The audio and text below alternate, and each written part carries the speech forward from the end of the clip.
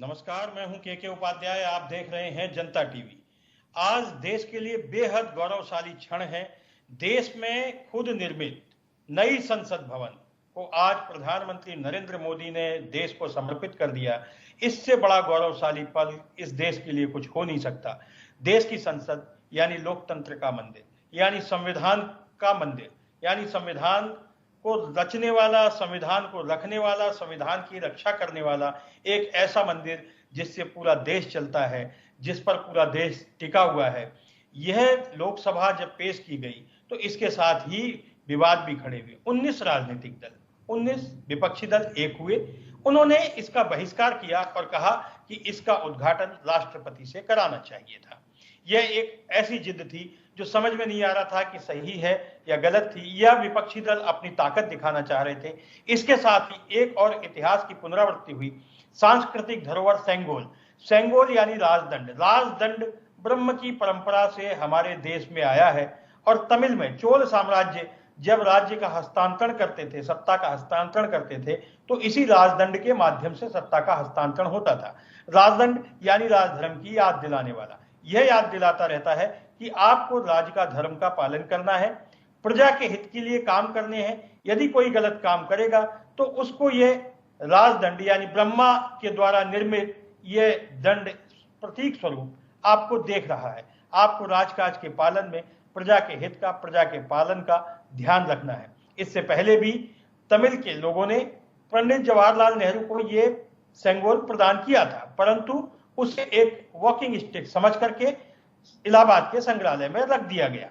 अब एक बार फिर से इतिहास ने अंगड़ाई ली है। सेंगोल को स्थापित किया गया है पूरे गौरवशाली परंपरा के साथ में, हवन पूजा के साथ में, भारतीय परंपरा के साथ में। न केवल हिंदू धर्म की रीति रिवाज से यहाँ पूजन हुआ, बल्कि सभी धर्म के लोगों ने यहाँ प्रार्थनाएं की। गुरु ग्रंथ साहब का पाठ हुआ, मुस्लिम समाज ने भी प्रार्थना की, ईसाई समुदाय ने भी प्रार्थना की। यानी कुल मिला के देश के सभी धर्मों का समावेश इस आज की संसद के लोकार्पण से पूर्व किया गया। इस मौके पर प्रधानमंत्री नरेंद्र मोदी ने कहा भी कि यह देश के लिए गौरवशाली पल है। इसका विरोध करना, मुझे लगता है कि विरोध अपनी जगह है, विपक्ष होना चाहिए। विपक्ष के बिना लोकतंत्र अधूरा है। लेकिन ऐसा विरोध, यह विरोध किस काम का, जो देश की थाती, देश की धरोहर, देश का संविधान, देश की मर्यादा की रक्षा करने का जो मंदिर है, उसकी स्थापना का विरोध किया जाए। ये आखिर जाकर के बैठना तो उसी संसद भवन में है, बहस उसी संसद भवन में करना है, सत्ता पक्ष से सवाल उसी संसद भवन में जाकर के करना है। लेकिन विपक्ष ने यह मौका गंवा दिया। अब हो सकता है विपक्ष को लग रहा हो कि उसने अपनी ताकत दिखा करके सत्ता को झुकाने की कोशिश की हो। दूसरी तरफ यह भी हो सकता है कि आने वाले चुनाव में विपक्ष को लग रहा हो कि हम अगर एक साथ चुनाव लड़ेंगे तो हो सकता है भारतीय जनता पार्टी की इस सरकार से मुकाबला कर सकते हैं। परंतु मुझे लगता है कि आज का यह पल अविस्मरणीय पल था, गौरवशाली पल था। देश के इतिहास में एक नया इतिहास शुरू होने जा रहा था, एक ऐसा पन्ना जिसकी इबारत स्वर्ण अक्षरों में लिखी जाएगी। इसका विरोध करना मुझे कई मायनों में सही नहीं लगता। हम पहले ये रिपोर्ट देखते हैं, फिर आज की बहस की शुरुआत करें। उद्घाटन को लेकर विवाद बढ़ता जा रहा है। कभी आदिवासी समाज से आने वाली देश की राष्ट्रपति के हाथों उद्घाटन करने का विवाद, तो कभी सेंगोल यानी कि न्याय दंड को लेकर। फिलहाल संसद के नए भवन के उद्घाटन की तैयारी पूरी हो गई है। संसद के उद्घाटन में कांग्रेस समेत 19 विपक्षी पार्टियों ने नई संसद के उद्घाटन समारोह का बाइकाट करने का फैसला लिया है। अब सत्ता पक्ष और विपक्ष में आरोपों का दौर जारी है। सेंगोल का इतिहास काफी पुराना है। आजाद भारत में इसका बड़ा महत्व है। 14 अगस्त 1947 में जब भारत सत्ता का हस्तांतरण हुआ तो इसी सेंगोल द्वारा हुआ था। एक तरह कहा जाए तो सेंगोल भारत की आजादी का प्रतीक है। उस समय सेंगोल सत्ता के हस्तांतरण का प्रतीक बना था। 1947 में जब लॉर्ड माउंटबेटन ने पंडित नेहरू से पूछा कि सत्ता का हस्तांतरण कैसे किया जाए, तो पंडित नेहरू ने इसके लिए सी राजा गोपालचारी से मशवरा मांगा। उन्होंने सेंगोल प्रक्रिया के बारे में बताया। इसके बाद इसे तमिलनाडु से मंगाया गया और आधी रात को पंडित नेहरू ने स्वीकार किया। सेंगोल को नए संसद भवन में स्पीकर के आसन के पास लगाया जाएगा। गृह मंत्री अमित शाह ने कहा कि सेंगोल की स्थापना के लिए संसद भवन से उपयुक्त और पवित्र स्थान कोई और हो ही नहीं सकता। इसलिए जिस दिन नए संसद भवन को देश को समर्पित किया जाएगा, उसी दिन प्रधानमंत्री नरेंद्र मोदी तमिलनाडु से आए हुए अधिनम से सेंगोल को स्वीकार करेंगे और लोकसभा अध्यक्ष के आसन के पास इसे स्थापित करेंगे। इस मामले में राजनीतिक दल क्या कहते हैं, उन्हें भी एक बार सुन लेना चाहिए। कल केंद्रीय गृह मंत्री श्री अमित शाह जी ने सेंटर विस्टा की ओपनिंग को लेकर बताया कि सिंगोल जो है वो राष्ट्रीय चिन्ह होगा। सवाल ये कि राष्ट्रीय चिन्ह तो हमारा अशोक चिन्ह है, जो हजारों साल से हमारी जो हमारी रीति रिवाज हैं, जो स्कूल ऑफ थॉट है, जो धर्म है, उसका एक सिंबल भी रहा है। और ये सिंगोल कहां से आ गया? ये सिंगोल तो एक धार्मिक मान्यता का प्रतीक है। भारत हमारा कोई धार्मिक देश तो है नहीं, तो ये सीधे सीधे बुद्ध धर्म से जुड़े हुए अशोक चिन्ह हमारी भारतीय जनता पार्टी सरकार को बर्दाश्त नहीं हो रहा था, और इन्हें मौका ढूंढना था कि कैसे राष्ट्र के चिन्ह को, चलो देश तो नहीं बदल पाए तो चिन्ह ही बदल लो। कहा जा रहा है कि पावर ट्रांसफर के वक्त वो नेहरू जी को दिया गया था, तो क्या श्री अमित शाह जी पंडित नेहरू जी की विरासत को एक्सेप्ट कर रहे हैं? क्या पंडित नेहरू जी को वो अपने जीवन में भारतीय जनता पार्टी एक्सेप्ट कर रही है कि आज आपको याद आया कि नेहरू जी का एक काम अधूरा पड़ा हुआ था? सीधी सी बात है, अशोक चिन्ह की जगह आप सिंगोल लगाकर लोगों के विवेक से अशोक चिन्ह, अशोक लाट को आप मिटाना चाहते हैं। लेकिन गृहमंत्री जी, प्राइम मिनिस्टर साहब, आपने भले ही राष्ट्रपति साहिबा को नहीं बुलाया, सदर जमहूरिया को, एक महिला को, एक दलित को नहीं पूछा, यह भी इतिहास में लिखा जाएगा। और इतिहास को बदलना, संसद को, बिल्डिंगें बदलकर इस मुल्क को बदलना, ये जो नाकाम सपना है, ये आपका कभी पूरा नहीं होगा। स्वतंत्र भारत के इतिहास में 28 मई की तिथि एक गौरवशाली अतिथि के रूप में दर्ज होने जा रही है, जब देश के यशस्वी प्रधानमंत्री जी के द्वारा भारत के लोकतंत्र की प्रतीक भारतवासियों को नई संसद भेंट की जाएगी। यह एक ऐतिहासिक अवसर होगा। इस ऐतिहासिक अवसर को गरिमामय और गौरवशाली बनाने की बजाय कांग्रेस समेत विपक्षी दलों के द्वारा जिस प्रकार की बयानबाजी हो रही है, वो अत्यंत ही दुखद और गैर जिम्मेदाराना है। लोकतंत्र को कमजोर करने वाला है और भारत के लोकतंत्र, जिस पर पूरा भारत गौरव की अनुभूति कर रहा है, पूरी दुनिया जिस पर गौरव की अनुभूति करता है, जो न केवल दुनिया का सबसे बड़ा लोकतंत्र है, बल्कि भारत लोकतंत्र की जननी के रूप में भी दुनिया के अंदर प्रधानमंत्री जी ने उसको एक नई पहचान दी है। उस भारत के लोकतंत्र को कमजोर करने जैसा भी ये बयानबाजी है। ऐसा नहीं कि इस प्रकार के गौरवशाली क्षण को जो आज विपक्ष के बयानों से विवादित करने का कुत्सित प्रयास हो रहा है, मुझे लगता है कि यह देश इस प्रकार की बातों को किसी भी स्थिति में स्वीकार नहीं करेगा। हमारा सवाल यही है कि देश के सभी राज्यों के मुख्यमंत्री को बुलाया जा रहा है, राज्यपाल बुलाए जा रहे हैं, बहुत से गणमान्य व्यक्ति बुलाए जा रहे हैं, लेकिन देश के सर्वोच्च लोकतंत्र के मंदिर में देश के सर्वोच्च पद पर बैठी हमारी महामहिम राष्ट्रपति को क्यों नहीं बुलाया जा रहा? देश के उपराष्ट्रपति को क्यों नहीं बुलाया जा रहा? आखिर लोकतंत्र में तो सभी के लिए स्थान होता है।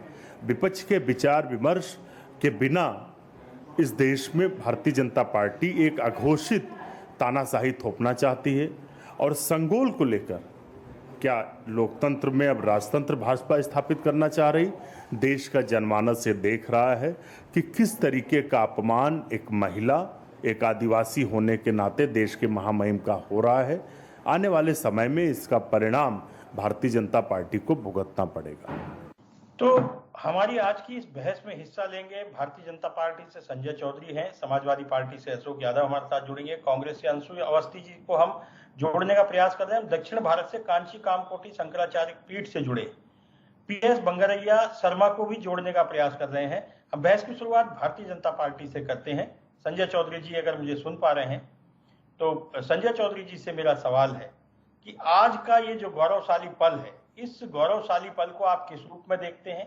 और जिस तरह से विपक्ष आरोप प्रत्यारोप की राजनीति कर रहा है, जिस प्रकार से कांग्रेस ने कहा कि यह धार्मिक प्रतीक है, जिस प्रकार से कांग्रेस कह रही है कि हम क्या लोकतंत्र में राजदंड को लेकर के आ रहे हैं, क्या हम राजशाही और तानाशाही लेके आ रहे हैं, किस रूप में आप संजय चौधरी जी इसको देखते हैं और कांग्रेस के विरोध को आप किस तरीके से काउंटर करते हैं? देखिए, नई संसद बने ये विचार तो सबसे पहले नरसिम्हा राव जी के समय पर आया। इसका प्रारूप बना और 2012 के आसपास जब बीरा कुमार जी लोकसभा की अध्यक्ष थी, और उसके बाद उन्होंने भी पत्र लिखा, और उसके बाद सुमित्रा महाजन जी जो उसके बाद लोकसभा की अध्यक्ष बनी, उन्होंने इस विषय को लेकर पत्र लिखा कि नई आवश्यकताओं को देखते हुए और देश में भविष्य की जरूरत को देखते हुए सांसदों के कार्यकुशलता को बढ़ाने के लिए और उन्हें और अधिक ऑफिसर्स उपलब्ध कराने के लिए आवश्यक है कि हमारा ये जो पूरा लोकसभा राज्यसभा इसका जो पूरा संकुल है ये बड़े स्तर पर निर्मित हो, इसमें अधिक स्थान हो, क्योंकि ये जो संसद भवन है हमने देखा है कि बारिश के मौसम में अक्सर यहाँ पानी छूता रहता है, व्यवस्थाएं ठीक नहीं हो पाती हैं और तकनीकी रूप से इतना कमजोर है कि हमने कई बार मत विभाजन की स्थिति में देखा है कि जब मत विभाजन होता है और मत गिने जाने की व्यवस्था आती है तो उसमें जो इलेक्ट्रॉनिक सिस्टम लगाया गया है वो भी फेल हो जाता है, फिर से पर्ची सिस्टम से हमें वोटिंग करानी पड़ती है। किसी भी एक ऐसे देश के लिए जो दुनिया में बड़ी लकीर खींच रहा हो, जो इलेक्ट्रॉनिक्स में बहुत आगे जा रहा हो, तो ऐसे देश के लिए निश्चित रूप से दुनिया में बढ़ती हुई तकनीक के आधार पर, देश की आवश्यकताओं के विस्तार के आधार पर, देश के संसद में बैठे हुए लोगों के आधार पर उसे विस्तृत रूप दिया जाना चाहिए, और इसी को देखते हुए इसका निर्माण शुरू हुआ और 4 वर्ष से भी कम समय में इसका निर्माण पूर्ण हुआ। संजय जी, हमारे साथ श्री श्रृंगेरी मठ के पीएस बंगरैया शर्मा जुड़ गए हैं, दक्षिण भारत से हैं मूलतः और धार्मिक विषयों के काफी जानकार हैं और दक्षिण की जो परंपराएं हैं उनके बड़े जानकार हैं, भागवत कथा भी आप कहते हैं और कई सारी बड़ी संस्थाओं से जुड़े हुए हैं। बंगरैया जी, आपका स्वागत है। सबसे पहले तो मैं आपसे ये जानना चाहता हूं कि ये जो संगोल है, संगोल को लेकर के कई तरह की बातें की जा रही है। सबसे पहले तो मैं ये जानना चाहता हूं कि ये संगोल है क्या और संगोल की शुरुआत कहां से हुई? क्या ये चोल साम्राज्य का है? कुछ मत यह भी कह रहे हैं कि यह ब्रह्मा से आया है सीधा, ये परंपरा विष्णु और ब्रह्मा से शुरू हुई है। तो वास्तविकता क्या है, इसका महत्व क्या है, इसको किस रूप में देखना चाहिए?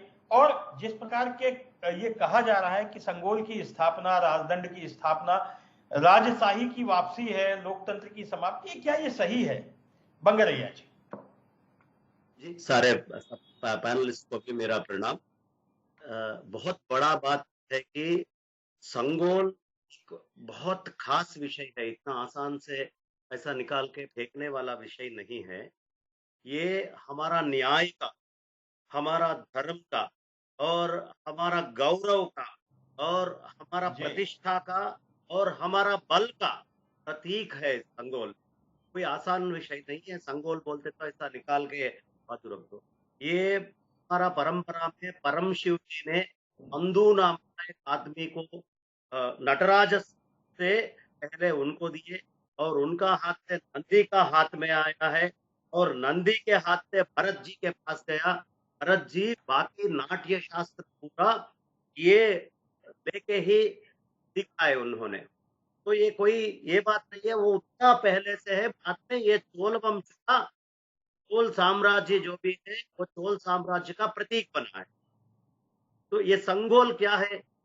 हमारा न्याय का, हमारा धर्म का, हमारा बल का, हमारा गौरव का और सबसे बड़ा हमारा प्रतिष्ठा का चिन्ह है। तो इतना बड़ा चिन्ह आप कोई ये जातिवाद ऐसा निकाल फेंकना गलत बात है, क्योंकि आज जो दुनिया में जितना भी नागरिकता है, उन सबसे अत्यंत प्राचीन और सनातन संस्कृति कहीं पे है तो वो भारत में ही है। ये हमारा संस्कृति और हमारा जो भी हजारों सालों से चल रहा है धर्म के वास्ते, उसे गौरव देना। अब हम क्या हमारा तिरंगा झंडे में और हमारा कॉन्स्टिट्यूशन में हम लाके अशोक जी का धर्म चक्र को लाए। इसका मतलब ये नहीं है कि धर्म चक्र आया पूरा आप रिलीज कर रहे हो, ये पूरा मत के अनुसार से चल रहा है, नहीं। जितने भी विपक्ष थे सम्मत करे थे इस विषय को, क्योंकि कोई इसके बारे में गलत ना सोचा। आज भी वही है। एक नंदी आया आपका पार्लियामेंट में है, इतना हजारों सालों से भारत का मूल स्तंभ ही एग्रीकल्चर है, और एग्रीकल्चर का नांदी रूप नंदी को ही मिलता है, इसलिए नांदी रूप बोलते हैं। वो नंदी को हम लाके हमारा पार्लियामेंट रखे तो इसका पूरा कृषि का, हमारा बल का, हमारा आदर का, गौरव का, मर्यादा का प्रतिष्ठा होता है। इसलिए इस बात को ऐसा छोटा मोटा जैसा निकाल ठुकरा के बाजू रखना बहुत गलत बात है। जो भी मोदी जी करे वो बहुत प्रशंसनीय विषय है, और हम बहुत आनंद है उस विषय। ये बताइए शर्मा जी कि ये जैसे सेंगोल है, इसका तमिल परंपरा से क्या, जैसे तमिल के सारे वहां आचार्य आए, ब्राह्मण आए, शैव मत के आए, तमिल से उसका क्या ताल्लुक है? क्या केवल तमिल से है या पूरे देश की संस्कृति से उसका ताल्लुक है? ये थोड़ा सा समझने की जरूरत है। ये बोलते तो वो नंदी को पहले से हजारों सालों से इस जाति का धर्म और न्याय का चिन्ह मानते थे। धर्म और न्याय का चिन्ह, यानी कि पहले हमारा कांग्रेस पार्टी जब बना है, कांग्रेस पार्टी में गाय था और गाय के साथ बछड़े का भी था पहले। बिल्कुल बिल्कुल, चुनाव नंदी और गाय का जो भी है हमारा न्याय और धर्म से जुड़ा हुआ। जो भी शासक रहने तो वो न्याय और धर्म से रहना, ये बोलने के लिए चिन्ह जैसा उसे देते थे संगोल को। तो ये न्याय और धर्म चिन्ह है। तो न्याय और धर्म तो हर एक सांसद में, हर प्रदेश में रहना ही रहना है। तो इससे सीधा नहीं है, मगर वो भी ये सनातन वैदिक धर्म से जुड़ा है और प्राकृतिक धर्म से जुड़ा है। वो नंदी ये संगोल को धर्म और न्याय का परमात्मा से दिया हुआ प्रतिरूप मानते हैं। ठीक है। समाजवादी पार्टी के हमारे साथ अशोक यादव जी जुड़े हुए हैं। अशोक जी, आप तो कृष्ण वंश के माने जाते हैं, समाजवादी पार्टी के नेता हैं, यदुवंशी हैं, और अगर बात संगोल की आती है और बात नई संसद के उद्घाटन की आती है तो विरोध अपनी जगह है, सरकारें आती जाती हैं, संसद वहीं रहेंगी।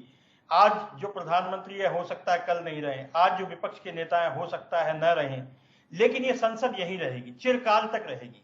और ये संविधान का मंदिर है, जैसा प्रधानमंत्री ने भी कहा, हम लोग भी इसे संविधान का मंदिर मानते हैं, लोकतंत्र का मंदिर मानते हैं। ऐसे विशेष अवसर पर विपक्ष का इस तरह के गौरवशाली पल का विरोध करना, क्या आपको लगता है कि यह सामयिक है और यह सही है? क्या विपक्ष ने सेल्फ गोल कर लिया है? क्या विपक्ष को हर वक्त राजनीति करनी है? आपकी पार्टी भी उन 19 दलों में शामिल है जो इसका विरोध कर रहे हैं। अशोक यादव जी। उपाध्याय साहब, देखिए, जो विरोध का जो मूल कारण सिर्फ एक कारण है, और वो कारण है कि महामहिम को आमंत्रित न करना, और विपक्ष की सिर्फ यही एक मांग थी। इसके अलावा विपक्ष कुछ मांग थोड़ी कर रहा था। विपक्ष तो सिर्फ कह रहा था कि महामहिम की उपस्थिति होनी चाहिए, क्योंकि वो देश की, संसद की और लोकतंत्र की प्रमुख होती हैं महामहिम।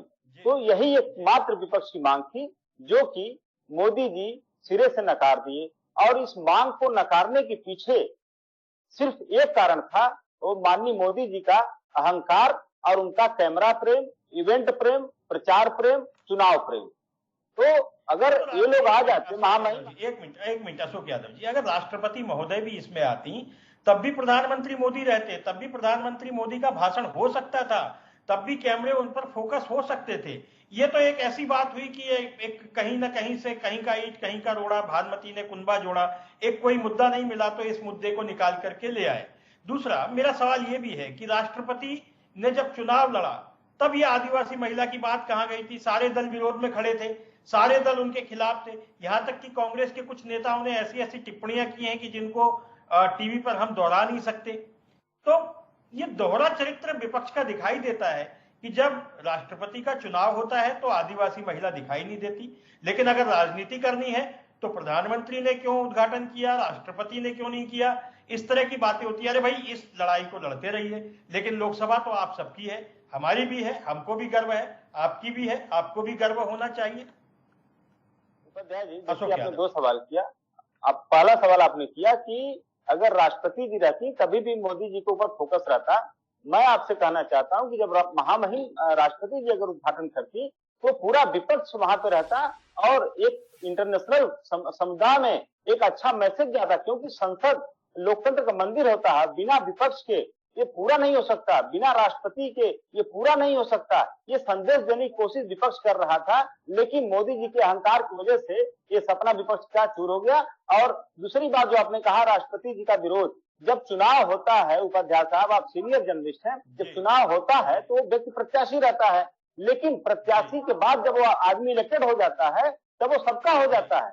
महामहिम जी जब जीत गई, जब राष्ट्रपति जीतने के बाद सबके राष्ट्रपति है ना, तो चुनाव में विरोध तो जाहिर सी बात है, इसमें कोई इशू ही नहीं है। और दूसरी बात रह गई संसद के उद्घाटन की। मैं 2 मिनट आपसे ये बात करना चाहता हूँ संसद की परंपराओं की। आपको याद होगा 2014 में जब माननीय मोदी जी पहली बार प्रधानमंत्री चुन के आए थे तो उन्होंने संसद की चौखट पर प्रणाम किया था नतमस्तक होके। जिस तरह से आज वो संगोल के सामने नतमस्तक हो रहे हैं, उसी तरह वो देश के पार्लियामेंट के सामने भी नतमस्तक हुए थे। देश को बड़ी उम्मीदें थी कि इस तरह का प्रधानमंत्री देश को पहली बार मिला। लेकिन मैं बिल्कुल दावे के साथ कर रहा हूं कि जब से देश आजाद हुआ लगभग 15 प्राइम मिनिस्टर बन गए। उतने प्राइम मिनिस्टर्स में किसी ने अगर संसद का चीरहरण करने का काम किया तो माननीय मोदी जी ने किया है। और वो कैसे उन्होंने किया, हर साल एक ऑर्डिनेंस 11 ऑर्डिनेंस लाते हैं ऑन एवरेज। और ऑर्डिनेंस क्या होता है, लोकतंत्र का गला घोटने के बराबर होता है। संसद किस लिए बनाई जाती है, ताकि आप कोई नियम लाए उसको संसद में बहस करें, स्वस्थ बहस के बाद वो नियम बने और वो राष्ट्रपति के यहाँ जाके अप्रूव होकर अभी बात कानून बन जाए। ये बहस बाद में हो जाएगी। हम लोकसभा के जो लोकार्पण की बात कर रहे हैं उसकी बात कर रहे हैं। संसद में बहस कैसी होनी चाहिए, क्या होनी चाहिए, ऑर्डिनेंस आना चाहिए नहीं आनी चाहिए, ये इस बहस का आज का मुद्दा ही नहीं है। संजय चौधरी जी, अभी अशोक यादव जी को आपने सुना, आपने बंगरैया जी को भी सुना। बंगरैया जी ने बहुत सारगर्भित जवाब दिए सेंगोल को लेकर के। मैं आपसे जानना चाहता हूं कि राष्ट्रपति को बुलाने में दिक्कत क्या थी। अशोक यादव जी का कहना है कि उनका विपक्ष का विरोध सिर्फ इतना था कि राष्ट्रपति संविधान की प्रमुख होती हैं, प्रथम नागरिक होती हैं इस देश की, और दोनों सदनों की मुखिया होती हैं, तो उनको बुलाने में दिक्कत क्या थी? क्या प्रधानमंत्री नरेंद्र मोदी 2024 के चुनाव को देखते हुए, क्या ये प्रचार पाने की जो ललक है उसके लिए उन्होंने उद्घाटन किया? आखिर क्या है? आप किस तरह से अशोक यादव जी या विपक्ष के जो सवाल हैं इसी तरह के, उनका आप जवाब देंगे? संजय जी। देखिए, समाजवादी पार्टी के प्रवक्ता के जो तर्क हैं उस तर्क का मैं तार्किक जवाब देना चाहूंगा।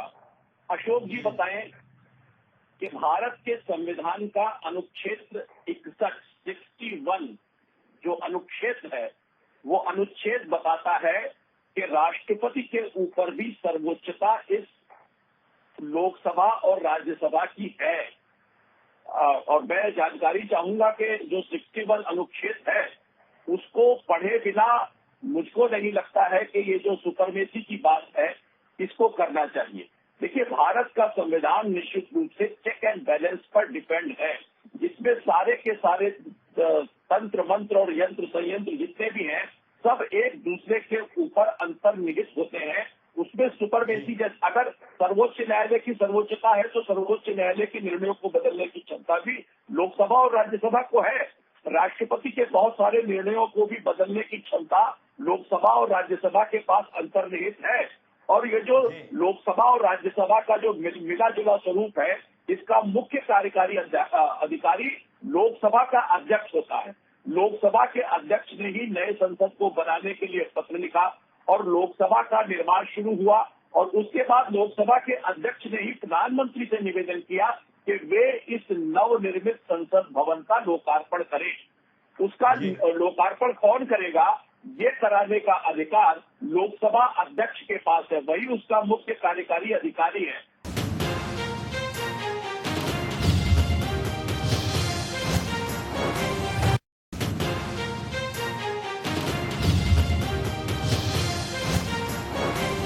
और मैं समझता हूं कि वो जो कार्यकारी अधिकारी है वो देश के सारे लोगों के लोक मन का सबसे बड़ा व्यक्ति है, क्योंकि वही जनता का सबसे बड़ा प्रतिनिधि लोकसभा है और लोकसभा के अध्यक्ष ने ही प्रधानमंत्री को इस लोकार्पण के लिए निवेदन किया है। दूसरा राजनीतिक विवाद है, जो ये राजनीतिक बात करते हैं, ये राष्ट्रपति की बात कर रहे थे कि वो दलित है, ऐसा है। दरअसल इन सभी को कठिनाई केवल नरेंद्र दामोदर दास मोदी को लेकर है। मोदी जी जो भी काम शुरू करते हैं, ऐसे राजनीतिक दल उनका विरोध करते रहते हैं। ये कह रहे थे पहले प्रत्याशी थे इसलिए हम विरोध करते थे, अब जीत गए तो अब विरोध नहीं करेंगे। आखिर मोदी जी भी तो जीतकर प्रधानमंत्री बने, उन प्रधानमंत्री का सम्मान आप कैसे करते हैं? उत्तर प्रदेश में जब प्रधानमंत्री आते थे तो यहाँ के पर नहीं जाते थे। दरअसल इन्हें ये लगता है कि जिन्हें ये नीच कहते हैं, जिन्हें ये पिछड़ा कहते हैं, जिसे ये चाय वाला कहते हैं, जिसे ऐसे हे वर्ग का मानते हैं, वो व्यक्ति कैसे इस देश की नई संसद का उद्घाटन करे, वो कैसे देश में परिवर्तन का वाहक बने, उसको रोकने की बात करे। तो मुझे लगता है इसी आधार पर केवल और केवल राजनीतिक तर्कों को लेकर इस ऐतिहासिक अवसर पर विरोध के साक्षी बनने की असफल कोशिश कर रहे हैं और इसके बाद इसी संसद में जाने के लिए जनता से वोटों की भीख मांगने वाले हैं। तो ये केवल राजनीतिक। ठीक है संजय जी। अब बंगरिया शर्मा जी, आपसे मैं ये जानना चाहूंगा कि एक और तो सेंगोल स्थापित हुआ है, राजदंड स्थापित हुआ है, और इसमें ये कहा जा रहा है कि राजदंड जो है वो राजशाही सत्ता का प्रतीक है। मैंने पहले भी आपसे पूछा था, लेकिन पर्टिकुलर आप इसी सवाल का जवाब दीजिए कि क्या राजदंड से लोकशाही नहीं चल सकती, लोकतंत्र नहीं चल सकता? दूसरा मेरा सवाल है, राष्ट्रपति और प्रधानमंत्री को लेकर के, लोकार्पण को लेकर के जो बहस चल रही है, उस बहस को लेकर के आप एक संत होने के नाते, एक कथावाचक होने के नाते, श्रृंगेरी पीठ के राज्य संचालक होने के नाते आप क्या सोचते हैं इस देश के नागरिक होने के नाते?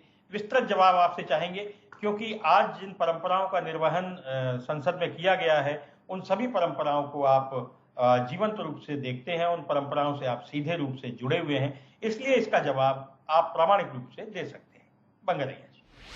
अब ये दंड कोई राजा को देने दीजिए या कोई हमारा अब जो लोकतांत्रिक समय है ये समय में मोदी जी को देने दीजिए या माउंट पाटन के हाथ से नेहरू जी को देने दीजिए, ये देना क्या होता है?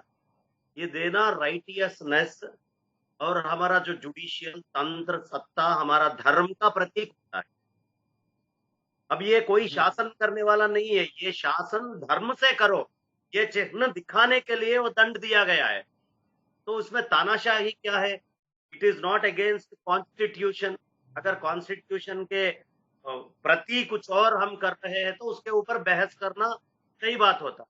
अगर कॉन्स्टिट्यूशन एक्सेप्टेड, जब हमारे लिए ये देश हमें पूरा स्वतंत्र होके हमारा हाथ में आया, कैसे आया, कैसे हम इसे लेना चाहिए? आजाद जी ने बोला है नेहरू जी को, नेहरू जी राजा जी से पूछा तो राजा जी ने बोला, कहा है कि नहीं, हमारा एक चोल वंश का एक प्रतिष्ठा है, ऐसा कभी भी धर्म किसी एक जगह से कई और जगह जा रहा है तो ये धर्म का चिन्ह के हिसाब से हम जाना। तो जो पंडित मोतीलाल नेहरू जी ने उस समय लिया है, अब वो ही पार्लियामेंट बहुत छोटा हो गया है, बड़ा हो रहा है, यहाँ से शासन चलता है, तो ये शासन में हमें धर्म और हमारा बल को, हमारा प्रतिष्ठा को, हमारा वो भी संस्कृति है, हजारों साल का संस्कृति है। इस दुनिया में सब जब मरा हुआ सीधा जानवर खाने के समय में हम पंचभक्त परमाणु खाते थे और जो लोग पूरा पत्ता पहनते थे तब भी हम बहुत बड़ा वस्त्र बना के पहनते थे। तो संस्कृति को अगर दिखाना है, आज हम शासन में हमारा इतना हजारों सालों पुराना शासन है, ये भी ये जो दंड आ रहा है वो काम में रखना। ये ऐसा नहीं है, धर्म में हजारों सालों से मित्रा वर्ण दंड कहते हैं इसको। मित्र माने सूरज, वर्ण माने हमको जो रेनफॉल आता है वरुण का प्रतीक है। मित्र और वरुण को मिला के यानी सूरज और वरुण के वजह से हमें अच्छा संपुष्टि होके जल मिले इस धरती के ऊपर, ये सब खाने का चिन्ह है वो। तो हम उसमें गलत सोचने का भी ये बात नहीं है। और पार्लियामेंट में कभी भी क्या है, तो प्रधानमंत्री और जो विपक्ष के मंत्री और जो मुख्य भी वहां मेंबर्स रहते हैं उनको हम बुला के गौरव करना, और वहां से खासियत ये दंड का ये है, प्रतिपक्ष और विपक्ष दोनों बातों में जो धर्म है वही चलना है। यानी कि ये बहुत बड़ा सेकुलर बात है, सबसे विपक्ष का बात या स्वपक्ष का बात, दोनों में से भी जो धर्म है इस धरती के ऊपर लागू होना है, इसलिए वो धर्म हम रखे हैं। और अब कॉन्स्टिट्यूशनली क्या है, क्यों प्रेसिडेंट को नहीं बुलाए, इस विषय में मेरा कम जानकारी है। हमारा क्या है, कोई ताल्लुक नहीं है, वो भी धर्म का और हमारा का सनातन धर्म का उद्धार करने की कोशिश करते हैं। हमारा जो हजारों सालों जो संस्कृति चल रहा है उसको फिर से विश्व को दिखाने का कोशिश करता है, उनको हम बहुत प्राधान्यता देते हैं। और मोदी को हम इसीलिए इतना प्राधान्यता और हमारा धन्यवाद दे रहे हैं कि वो बीजमतला जो भी है, विदिशा विजय मंदिर जो है मध्य प्रदेश में, वो मध्य प्रदेश में जो भी है उस हिसाब से वो पूरा पार्लियामेंट का मंदिर को डेवलप करे, एकदम बहुत बड़ा बात है। हमारा जो भी धर्म है वो सब, जितने भी राजा लोग हैं, चोला के राज, तो पशु पक्षी को भी न्याय करना है, इसीलिए धर्म है तो ही सबका धर्म होगा, ये जानते हुए ये सेंगोली को डिजाइन करे है। इसका कोई राजनीति से मेरा ध्यान से लेन देन कुछ भी नहीं है। और हमारा जो पार्लियामेंट भवन आज बना है वो त्रिकोण आकार षटकोण आकार में आया है, तो सत्व रजस तमो का हर एक चीज शेयर करते हुए हमारा पूर्वजों ने जो मध्य प्रदेश में डिजाइन दिया, वही डिजाइन आज पुनः हमें पार्लियामेंट में विस्तृत होके दिख रहा है। और मैं यही मानता हूँ ये हमारा बल का और ये शक्ति का और एक भी खास बात है कि हमें कभी भी दूसरों से डर ना रहे। हमारा पिछले पार्लियामेंट के ऊपर अटैक्स हुआ है, पर लोग आके उसके ऊपर अटैक करे, ऐसा अटैक हमारा धर्म के ऊपर से कभी नहीं होना, ये मानते हुए सेंगोई अगर वहां है तो अभी भी हमारे ऊपर संकोल के वजह से कोई ऐसा दुराक्रमण नहीं। जी ठीक है, ठीक है। एक और सवाल है, आपने बहुत अच्छी जानकारी इसमें दी है, थोड़ा सा नेटवर्क का भी इशू आ रहा है, तो एक सवाल ये है कि ये जिस प्रकार से विरोध हो रहा है उसको आप किस तरीके से लेते हैं? क्या ये विरोध सही है, गलत है, जायज है? आप इसको किस तरीके से लेते हैं, मैं ये आपसे जानना चाहता हूँ। मेरा पर्सनल राय ये है कि इसमें गलत क्या है, इसमें गलत क्या है? हर धर्म को बुलाए, हर धर्म का वहां पे प्रार्थना हुआ है, और मुख्य पक्ष से जो नेहरू जी ने किया है दंड, ये संप्रदाय कहां से आया? ये संप्रदाय आज नया प्रधानमंत्री जी उद्घाटन करे क्या? ऐसा संप्रदाय तो नहीं, ये पहले से था, हजारों सालों से था, और हमारा ब्रिटिशर्स छोड़ने के समय भी ऐसा ही ये रिवाज चला है। तो आज फिर से नया पार्लियामेंट आ रहा है तो ये भी यही रिवाज चल रहा है। इसमें गलती मेरा राय से गलती नहीं है, बल्कि एक बहुत बड़ा अच्छा बात है, गौरव का बात है। और प्रधानमंत्री जी और बीजेपी और हमारा सेंट्रल गवर्नमेंट को अनेक बधाई देने का काम है। पूरा जितने भी भारतवासी है सबसे सब संतोष होने का एक संतुष्टदायक विषय है। ठीक है, ठीक है। अशोक यादव जी, आपसे मेरा सवाल है कि जैसा अभी संजय चौधरी जी ने आपको जवाब दिया, एक तो उनके जवाब आपसे चाहिए, दूसरा आप एक तरफ संविधान की बात करते हैं, संविधान के पद की बात करते हैं, लेकिन दूसरी ओर जब प्रधानमंत्री उत्तर प्रदेश में आते थे, ये मैंने भी देखा है, तो अखिलेश यादव उस समय मुख्यमंत्री हुआ करते थे, 2012 से लेकर 2017 तक हो रहे थे मुख्यमंत्री, और कई बार प्रधानमंत्री होने के बावजूद वो आए, लेकिन उनको रिसीव करने के लिए नहीं जाते थे अखिलेश यादव, अशोक यादव जी। उपाध्याय साहब देखिए, संजय चौधरी जी ने दो बातें कही कि पहली बात उन्होंने कहा कि संविधान के अनुच्छेद 61 का नाम उन्होंने लिया। तो संविधान के अनुच्छेद 61 में ये कहीं नहीं लिखा है कि राष्ट्रपति के ऊपर प्रधानमंत्री होता है। वो सिर्फ ये महाभियोग को लेकर के उसमें है कि अगर राष्ट्रपति के स्तर से कोई गलत काम होता है तो रिमूवल ऑफ प्रेसिडेंट एक प्रोसेस होता है महाभियोग। जी जी जी जी, वो ये कहीं नहीं दिखा है कि राष्ट्रपति से ऊंचा पद प्रधानमंत्री का होता है।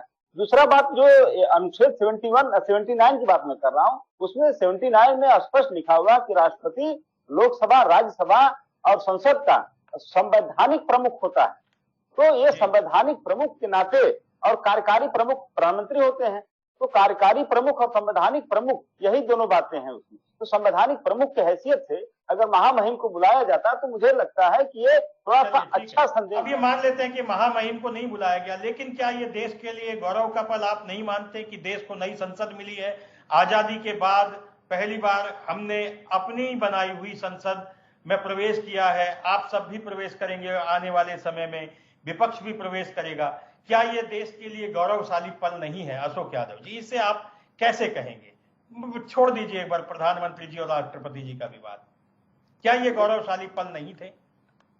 देखिए, देश की संसद, उसको लोकतंत्र का मंदिर भी कहा जाता है संसद को, और लोकतंत्र का अगर नया बन रहा है, नया बना है, जनता के पैसों से बना है, आपके पैसे से बना है, मेरे पैसे से, सबके पैसे से बना है, इसमें कोई व्यक्तिगत अगर कोई इसका वो ले रहा है, श्रेय ले रहा है कि हमने बनवाया है, तो ये चीज गलत है। ये चीज इसलिए गलत है कि प्रधानमंत्री जी अगर ये चीज को यही साबित करने की कोशिश कर रहे हैं लगातार कि मतलब सब कुछ हम ही है, और ये एरोगेंस, इसी एरोगेंस का विरोध विपक्ष कर रहा है। आप अगर नेता विपक्ष को बुलाते, विपक्ष ने बनवाया है। जब अखिलेश यादव एक्सप्रेस वे बनवाते थे तो वो आज तक कहते हैं हमने बनवाया है, तमाम एक्सप्रेस वो कहते हैं आज हमने बनवाया है, वो भी जनता के पैसे से ही बने।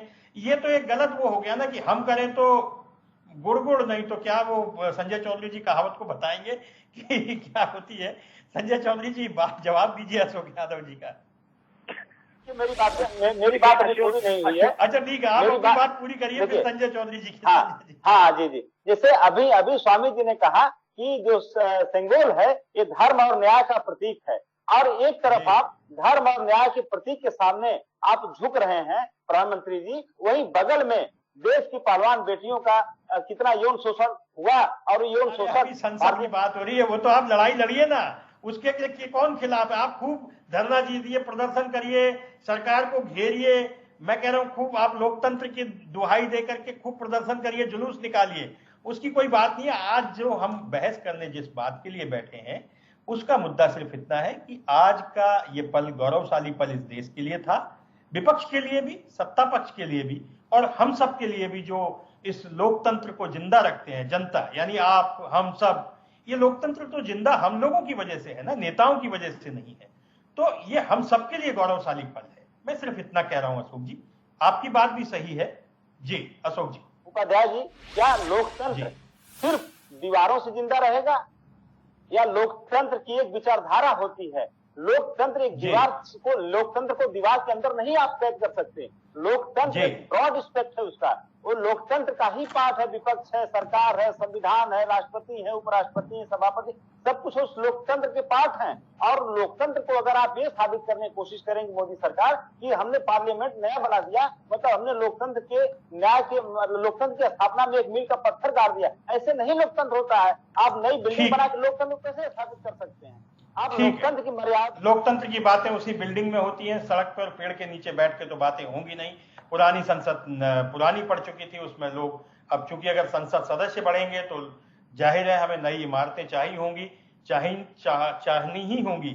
जब से देश आजाद हुआ है इस देश में निर्माण होते रहे हैं, और ये लोकतंत्र की ही मजबूती है कि इस देश में अनेकों ऐसे निर्माण हुए हैं जिसे आज हम विश्व कीर्तिमान भी कह सकते हैं। संजय चौधरी जी, इन सारी सवालों के बीच में सवाल वही है कि इन सब सवालों के जवाब भारतीय जनता पार्टी कैसे देगी?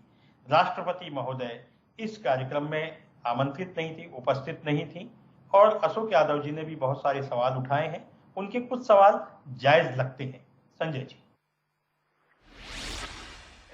उपाध्याय जी, देखिए, तर्क वो जायज लगते हैं जो अपनी कसौटी पर कसे जाने के बाद सही सिद्ध हो जाते हैं। अशोक यादव जी को मैं ध्यान दिलाना चाहूंगा, इसी विधानसभा के सामने एक लोक भवन की इमारत है जिसको अखिलेश यादव जी ने अपने कार्यकाल में बनवाया था। उसका शिलान्यास हुआ था, उसका लोकार्पण हुआ था, और आपको पता होना चाहिए उपाध्याय जी कि उसके लोकार्पण के अवसर के मुख्य अतिथि समाजवादी पार्टी के राष्ट्रीय अध्यक्ष मुलायम सिंह यादव थे, जो न किसी संवैधानिक पद पर थे, न किसी कार्यकारी पद पर थे, केवल और केवल राजनीतिक दल के राष्ट्रीय अध्यक्ष थे। एक सरकारी इमारत जो उस विधानसभा के कार्यकारी प्रमुख के बैठने का सबसे बड़ा ऑफिस था, उसका निर्माण कराकर अपने राजनीतिक दल के राष्ट्रीय अध्यक्ष से उसका उद्घाटन कराने वाले आज अगर ये तर्क दे रहे हैं तो ये तर्क बताता है कि वो अपने समय में कितने इस तर्क से बेमानी हुआ करते थे। हमने 1975 में देखा है, इसी पार्लियामेंट की एनेक्सी का निर्माण हुआ था, जो इस पार्लियामेंट के सबसे बड़े प्रशासनिक कार्यों का प्रबंधन करती थी, और पार्लियामेंट्री एनेक्सी का लोकार्पण उस समय की प्रधानमंत्री इंदिरा गांधी ने किया था। 1987 में राजीव गांधी ने इसी पार्लियामेंट के सबसे बड़ी जो लाइब्रेरी थी, उसका जब उद्घाटन हुआ था, दोनों सदनों की मिली हुई लाइब्रेरी, तो उसका उद्घाटन राजीव गांधी ने किया था। हमने देखा है कि मणिपुर की विधानसभा का लोकार्पण सोनिया गांधी जी ने किया, जो न किसी कार्यकारी पद पर थी, न किसी संवैधानिक पद पर थी, केवल राजनीतिक दल की मुखिया थी। हमने देखा है कैसे छत्तीसगढ़ की विधानसभा में राहुल और सोनिया गांधी जी, उसके लोकार्पण पर अवसर थी। तो ये राजनीतिक दल अपने अवसर पर जिस प्रकार की राजनीतिक बात करते हैं, लेकिन जब नरेंद्र दामोदर दास मोदी का नाम आता है, जब देश की संस्कृति को प्रतिस्थापित करने की बात आती है, जब नए अवसर पर देश की संस्कृति आरूढ़ होती है, संस्कृति, संस्कार और सनातन परंपरा का एक बार फिर से उसकी जय जयकार होती है, तभी उस पर किस प्रकार से उसे रोका जाए, किस प्रकार से विघ्न बाधाएं डाली जाए, किस प्रकार से उसे यश न मिले, इस प्रकार की कामना के साथ ऐसे राजनीतिक दल अपने छंद और तर्कों के माध्यम से उसे रोकने की बात करते हैं। ये न तो नैतिक है, न इनके तर्क संवैधानिक है, न इनकी बातों में कोई नैतिक बल है, क्योंकि अपने समय में इन्होंने इन्हीं तर्कों का भरपूर उल्लंघन किया है। और मैं समझता हूं कि आज के अवसर पर जब दुनिया को सबसे शानदार इमारत भारत के लोकतंत्र की मिल रही है, उसमें संगोल जैसा भारत सनातन संस्कृति का, सनातन संस्कार का, सनातन परंपरा का एक प्रतीक चिन्ह वहां पर आरूढ़ हो रहा है, तो ये बदलते हुए भारत को ये स्वीकार नहीं कर पा रहे। अब ये इंडिया नहीं, ये नया भारत है, और नया भारत अपनी परंपराओं पे गर्व करता है, अपनी संस्कृति पर गर्व करता है, अपने संस्कारों पर गर्व करता है। यही इन राजनीतिक दलों को अच्छा नहीं लगता, इसीलिए ये तर्क करते हैं जो किसी भी मान्यता पर। ठीक है संजय जी, ठीक है संजय जी। बंगारैया जी, आपसे चूंकि समय भी हमारा अब समाप्त होने वाला है, बंगारैया जी आपसे जानना चाहते हैं कि आज जो राजदंड स्थापित हुआ, इसे संगोल कहा गया है, इस संगोल के लिए जिस तरह से हवन पूजा हुई और जिन साधु संतों को तमिलनाडु से बुलाया गया, आप सबसे पहले तो ये बताइए, तमिलनाडु से जो साधु संत आए थे, इनको तमिलनाडु से ही क्यों बुलाया गया? क्या संगोल की स्थापना के जो विधि विधान है, क्या उन्हीं साधु संतों को आते हैं? दूसरा, ये साधु संत क्या किसी विशेष विधि का पालन करते हैं या किसी विशेष धार्मिक रीति को मानते हैं? वो जो हवन पूजन हुआ है उसके बारे में थोड़ा सा जानकारी दीजिए, राजनीतिक बातें होती रहेंगी जी। ये पूरा भारत में संगोल जैसा दंड, एक दंड का प्रातिनिधित्व पूर्व हमारा बहुत पुरातन सनातन काल से और वैदिक काल से भी ये दंड लेना एक संप्रदाय है। वो होने पांड्य राजा होने दीजिए, नहीं तो शिव जी का हाथ में दंड रहता है, और आप श्रीरंगम जाते तो रंगराज पे एक दंड दिया गया है, दंड रहता है। ऐसा एक दंड, यानी कि आज भी हम राजदंड, राजतंत्र ऐसा बातें करते ही रहते हैं। अब इलेक्शंस आया, राजदंड किसको मिलेगा, हम बात करते रहते हैं। तो राजदंड का मतलब धर्म और बल का संकेत है। तो ये चोल साम्राज्य से लिए है, इसीलिए चोल साम्राज्य का स्थापना तमिलनाडु से शुरू हुआ है। तो वहां चोल राज्य के प्रति वहां से जो आचार्य राजा जी ने चोल संप्रदाय को ही पहले 1947 में माउंटबैटन से दिए समय में, तो वही फिर से पुनः प्रतिष्ठा करने के लिए वही चोल मुद्रा, वही संगोल, वही से सब जो हमारा पारंपरिक मुद्रा चल रहा है। तो इंडिपेंडेंस आने के समय में, स्वातंत्र्य जब मिला वो समय में जो संप्रदाय था उसी को आगे लेके गए। मगर तमिलनाडु ही नहीं, ये कर्नाटक में है, आंध्र में है, और विक्रमादित्य के पास भी दंड था। और चाणक्य जी चंद्रगुप्त से जब करे तभी भी राजदंड था।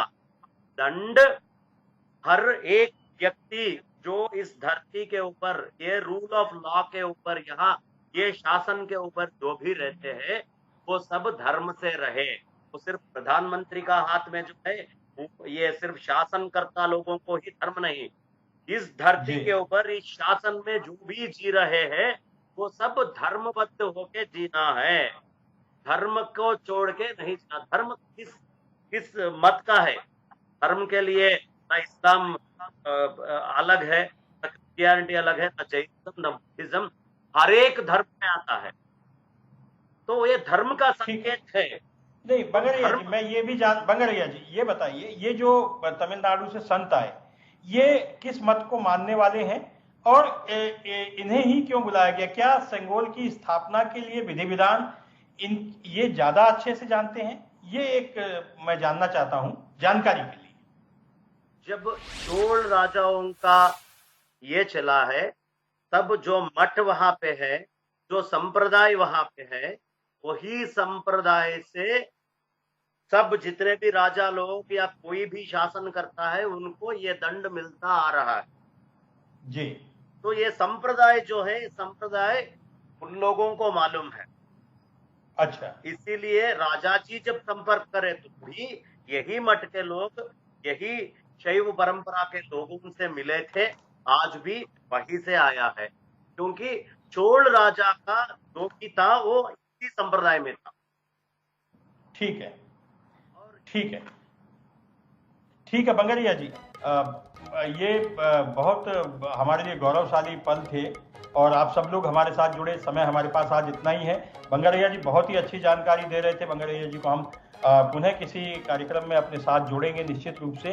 और आप सबका भी, अशोक यादव जी, संजय चौधरी जी, आप सबका भी बहुत बहुत धन्यवाद। और आप सब जो इस कार्यक्रम को देख रहे हैं, आप सब लोगों को भी बधाई कि आज देश के लिए ऐसे गौरवशाली पल हैं जब इस देश को नई संसद मिली है, देश को लोकतंत्र का मंदिर मिला है।